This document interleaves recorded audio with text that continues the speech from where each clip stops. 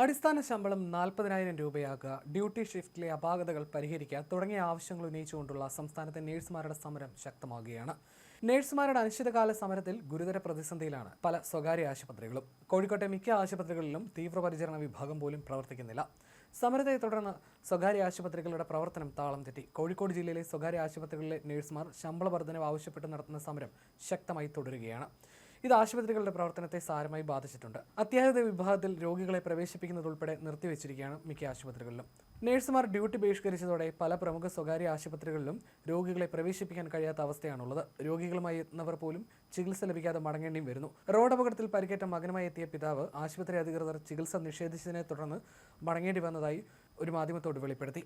നഴ്സുമാരില്ലാതെ രോഗികളെ ചികിത്സിക്കാൻ കഴിയില്ലെന്നും തങ്ങൾ നിസ്സഹായരാണെന്നുമാണ് ഇതിന് ആശുപത്രി മാനേജ്മെന്റുകൾ പറയുന്നത്.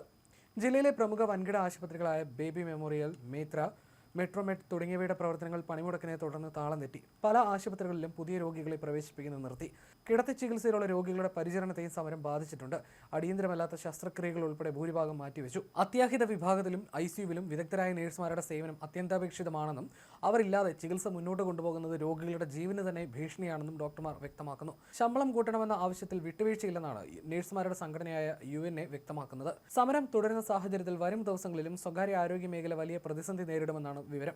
പ്രതിസന്ധി രൂക്ഷമായിട്ട് മാനേജ്മെന്റുകൾ പിടിവാശി ഉപേക്ഷിക്കുന്നില്ലെന്നും UNA പറയുന്നു. അതേസമയം നഴ്സുമാരുടെ സമരം അത്യാഹിത വിഭാഗങ്ങളുടെ പ്രവർത്തനത്തെ ബാധിക്കുന്നത് തടയേണ്ടത് ആശുപത്രി മാനേജ്മെന്റുകളുടെ കടമയാണെന്നും ഇപ്പോൾ തങ്ങളുടെ അവകാശങ്ങൾ നേടിയെടുക്കാതെ സമരം അവസാനിപ്പിച്ചാൽ ഇനി ഒരിക്കലും അതിന് സാധിച്ചെന്ന് വരില്ലെന്നും സമരക്കാർ പറയുന്നു.